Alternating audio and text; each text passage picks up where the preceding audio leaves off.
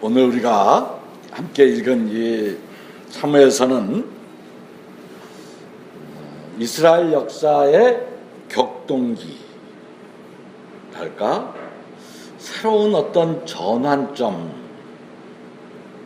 우리가 지금 해가 바뀌는 때 있지 않습니까? 이런 어떤 전환점에 관한 기록이에요. 원래 이스라엘은 왕이 없지 않았습니까? 원래 이스라엘은 왕이 없는 나라예요. 에집트로부터 탈출해서 세운 그 나라 이름이, 그러니까 에집트에서 탈출해서 나라 이름을 세우는데 이스라엘이라고 이름을 줘요. 이스라엘. 그게 하나님만이 다스리신다라는 뜻이에요.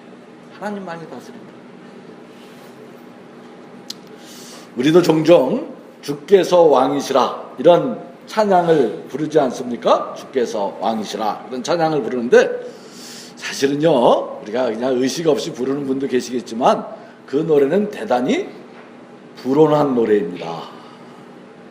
이게 사실 다 잡아가야 되는데 그 노래 부르는 사람들은 세상이 좋아져서 안 잡아가는 거예요. 주께서 왕이시라. 여러분, 그 세상 왕이 들으면 어떤 기분이 들겠습니까? 이것들 봐라, 나 말고 다른 왕이 있어? 그렇게 생각한다는 거예요. 그게 헤롯의 생각이에요. 헤롯이 그랬잖아요. 아기 예수가 평화의 왕이 났다. 그러니까 혼비백산하지 않았습니까? 이스라엘은 그런 나라였어요. 왕이 없는 나라. 다른 말로 하면 하나님만이 왕인 나라. 고대 왕권 국가가 많이 있지만 그 중에서도 에집트라는 나라가 가장 강력한 왕권을 세운 나라였다 하는 거 우리가 역사 시간에 다 배웠어요. 나일강의 범람과 치수를 위해서 중앙 집중적 권력이 발전했다. 그래서 그들은 세계의 불가사의라고 하는 스핑크스니 피라미드니 하는 엄청난 건축물을 만들어냈다. 그랬어요. 그들은 그렇게 위대한 건축물을 만들어냈습니다만, 그건 이제 한편에서 보면 그렇지만 다른 눈으로 보면 그 위대한 건축물을 만들기 위해서 강제 노역에 끌려왔던 노예들의 입장에서 보면 그 건축물은 위대한 것일까? 입장이 다르겠지. 그래서 그들은 그 강제 노역이 너무 힘들어서 거기서 탈출했고, 누구보다도 왕정의 폐해를, 그 포갑적 정치체제를 몸으로 겪어봤기 때문에 우리가 이제 새로 세우는 나라는 절대 왕은 없어야 된다, 이런 신념을 갖게 된 것이에요. 그래서 그들이 가나안에 들어와서 새로운 나라는 이름을 이스라엘, 하나님만이 다스린다, 그리고 12지파 공동체, 12지파 동맹체라고 하는 독특한 체제를 만들어내요. 왕이 없이 12지파가, 요즘 말로 하면 아주 완벽한 지방자치제가 그런 동맹을 맺어서 모든 일을 처리해가는 평등주의 사회였던 거예요. 그게 한 200년 지속이 돼요. 그런데 문제가 생겨서, 그거 참 좋은 체제인데 다 우리가 평등 좋아하잖아요. 그거 잘 가면 되는데 그게 지속될 수가 없어요. 200년쯤 되니까 그 왕 없이 평화롭게 잘 사는 꼴을 두고 볼 수 없는 사람들이 있다는 거예요. 누구겠습니까?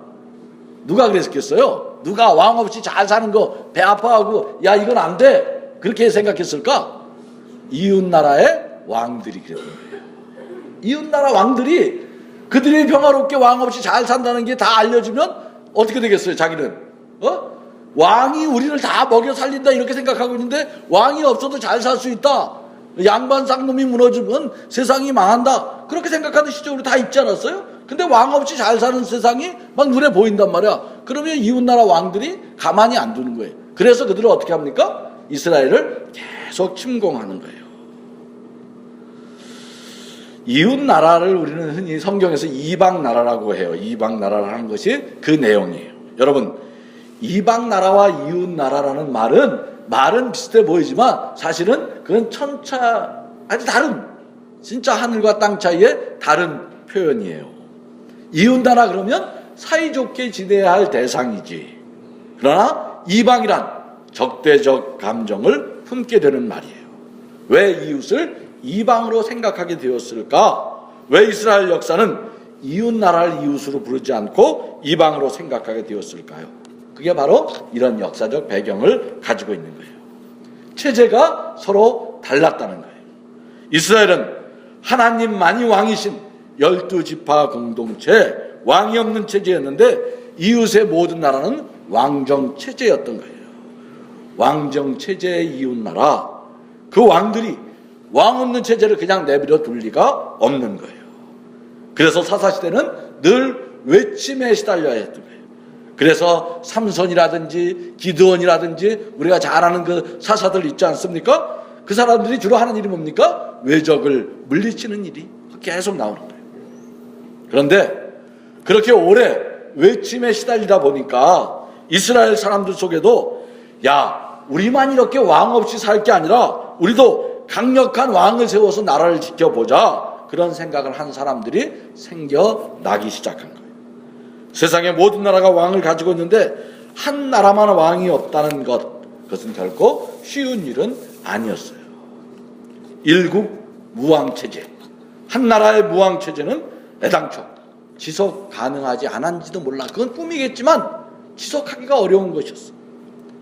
그래서 사실은 온 세상 질서가 중요한 거예요.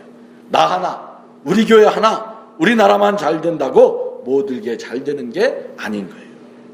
세상이 다 망해가도 나 혼자 예수 잘 믿으면 된다, 그런 생각은 다 한계가 있는 거예요. 그런 한국교회가 그 소위 철로역정식의 신앙을 너무 강조한 측면이 있어요. 그런 게 아니야.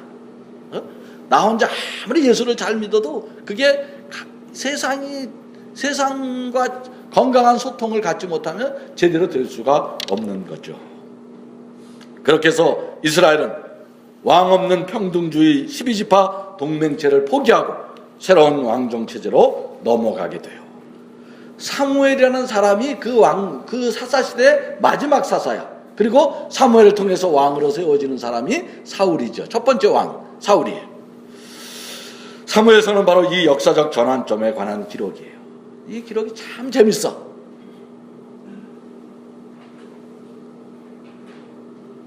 진짜 재밌는데 별로 여러분들 표정이 그럴 리가 있나, 무슨 재밌겠어, 텔레비 방송국 드라마가 재밌지, 그렇게 생각하는 표정입니다만 진짜 보면 볼수록 재밌습니다.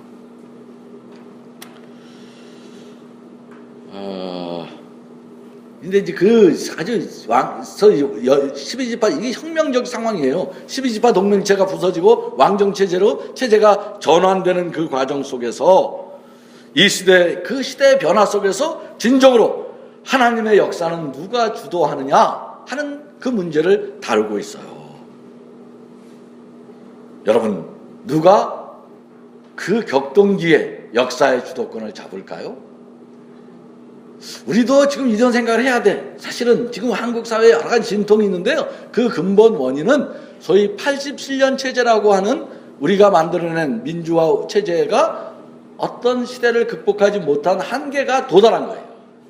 87년 체제는 그 민주화는 좋은 거지만 분단 체제를 극복하지 못했어요.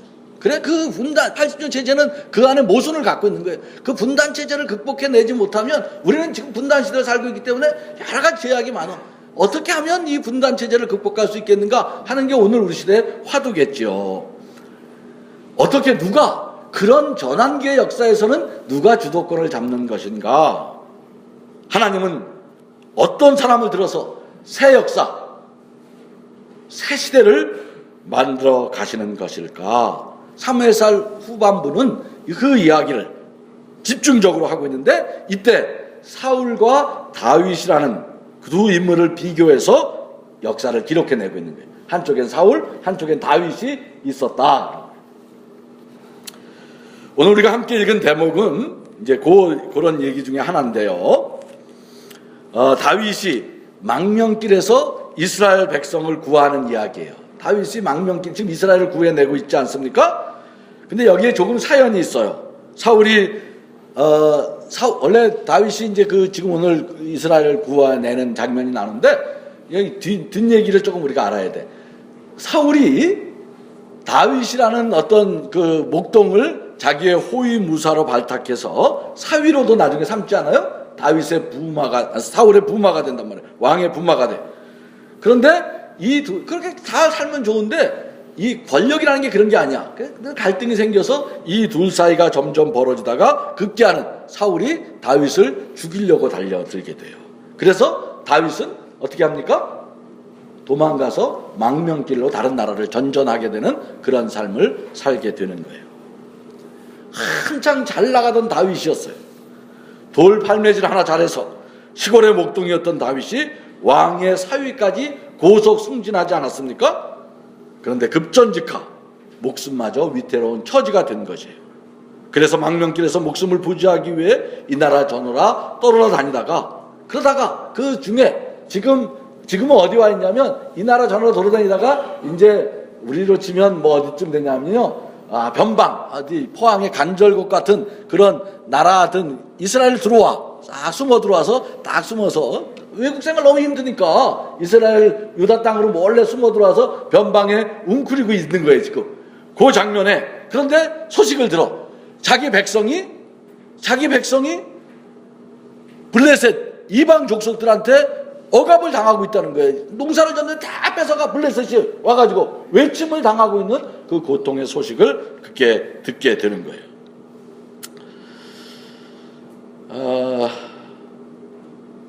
다윗은 어떻게 했을까요? 블레셋 사람들이 고통당하는 이스라엘을 구원해내는 이야기가 오늘 23장의 이야기예요. 여러분, 원래 외적으로부터 백성을 지키는 일은 누구의 몫입니까? 누가 해야 돼요? 예? 왕이 해야죠. 그래서 왕 세운 거 아니에요? 아까 쭉 역사에서 우리 살펴본 대로 왕을 왜 세웠습니까? 외침이 너무 잦으니까 나라를 잘 지켜보자. 그래서 왕을 세웠어. 그런데 당시 왕은 사울이었어요. 그런데 사울은 오늘 읽은 바로 앞장인 22장에서 외적으로부터 고통당하는 자신의 백성을 구하는 데는 관심도 없고 다윗에 대한 미움 때문에 다윗 죽이는 일에만 혈안이 되었어. 다윗을 도와주었던 노비라고 하는 동네, 그 아히멜렉이라는 제사장이 있는데 그곳에 군대를 자기가 직접 가서 그 제사장을 비롯해서 그 사람, 거기 있는 주민들을 도륙하는 그런 학살하는 그런 만행을 저지르고 있는 거예요. 우리는 물론 이 두 사람, 사울과 다윗 중에서 누가 역사의 주도권을 주게 되었는지에 대해서는 잘 알고 있어요. 모르는 사람 한 명도 없어. 그런데 왜 하나님의 역사의 주도권이 사울이 아니고 다윗에게 갔는가 하는 데는 조금 더 깊은 주의가 필요한 거예요. 다윗 지금 형편이 어떻습니까? 지금 다윗 형편이 어때요? 도망자 신세. 다윗은 지금 도망 다니는 신세. 그는 결코 누구를 도울 수 있는 형편이 아니었어요. 그러니까 지금 누구를 돕는다는 게 사실은 정상적인 지성을 가진 사람 눈에는 말이 안 되는 얘기예요. 그래서 부하들이 말리고 있지 않습니까? 부하들이 다 말려. 야, 저기 우리 백성이 이방 블레셋에게 고통을 당하고 있는데 구하러 가자. 그러니까 부하들 아무도 안 따라 나려고 그래. 3절에 그렇게 돼요. 3절. 우리 3절 한번 같이 읽어봅시다. 3절 한번 봅시다. 같이. 자, 한번 이게 상황을 알려면 이 3절을 알아야 돼. 자, 그러나 다윗의 부하들이 반대하고 나섰다. 우리는 여기 유다에서도 이미 가슴을 졸이며 새병 마주친다면 살고 있는데 우리가 그 일나로 출전하여 블레셋 병력과 마주친다면 얼마나 더 위험하겠습니까? 이게 무슨 말이에요?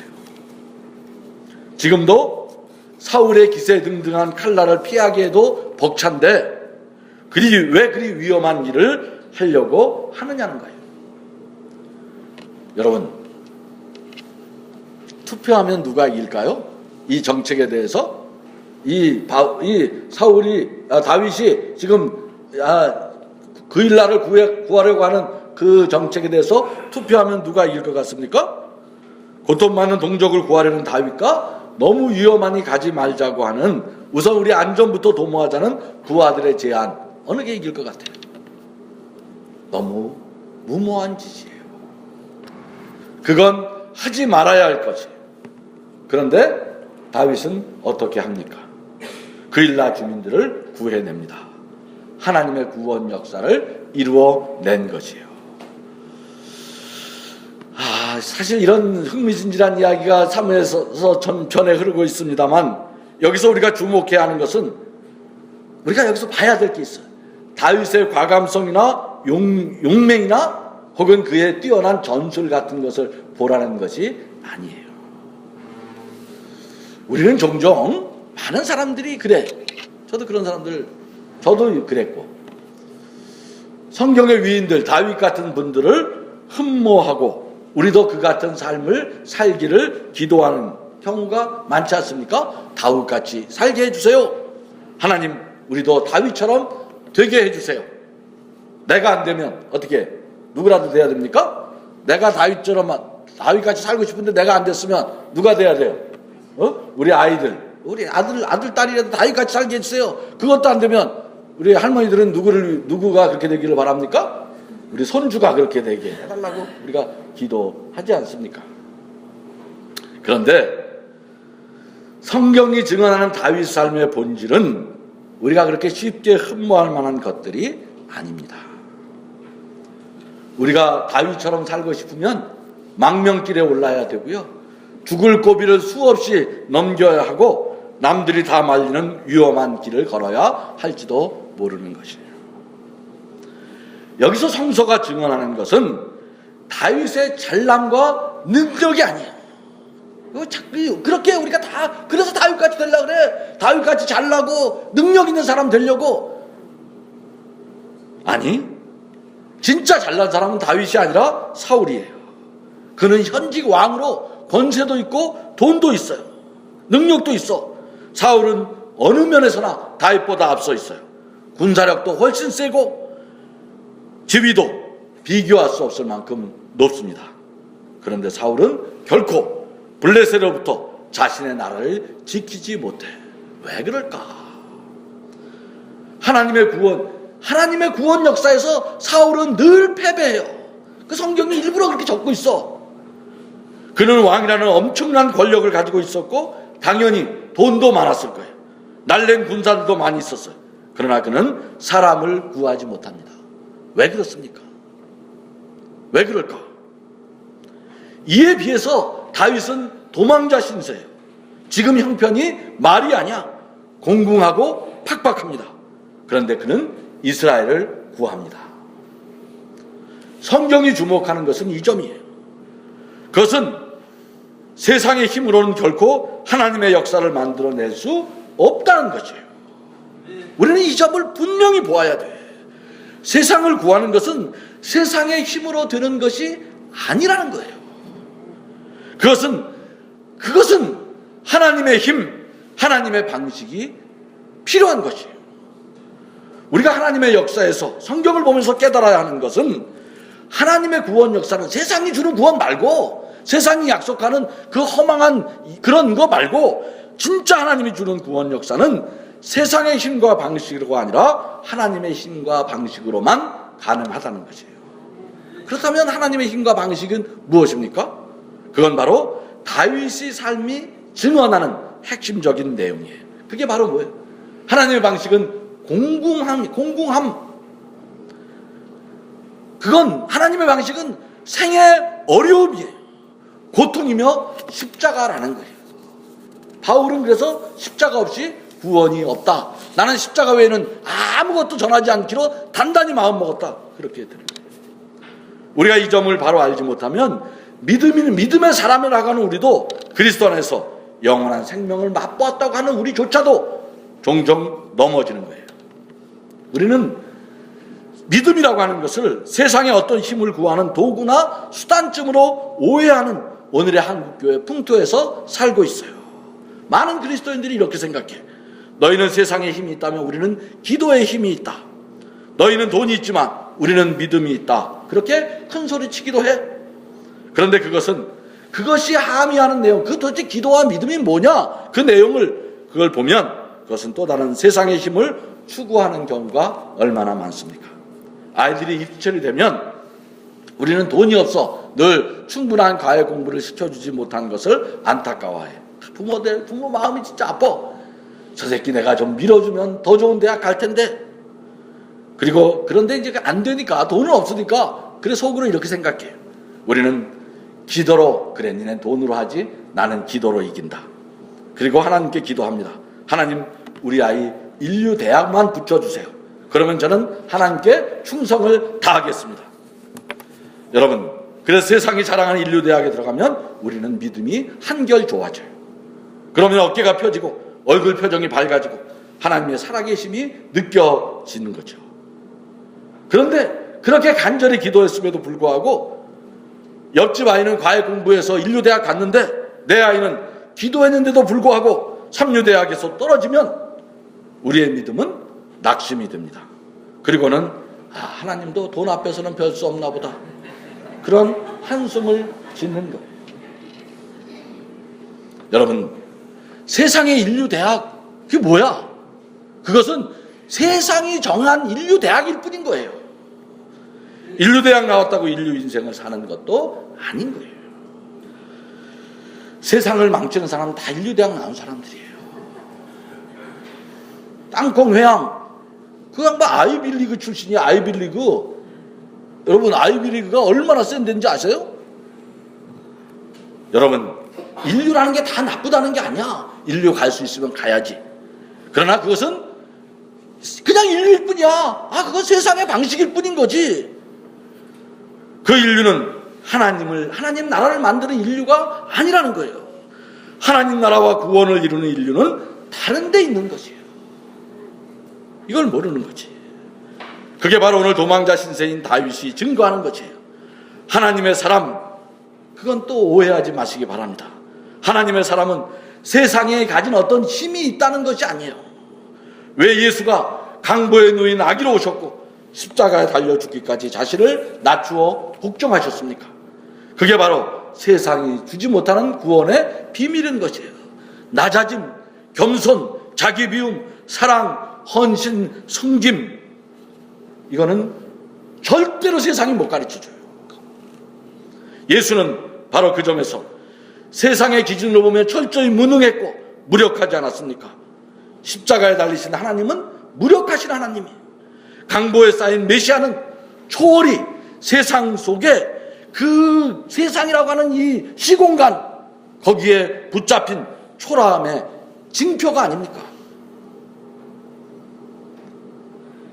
여러분, 힘 있는 사람이 세상이 자랑하는 무슨 힘을 가진 사람이 세상을 구원할 거라는 착각을 우리가 버려야 돼요.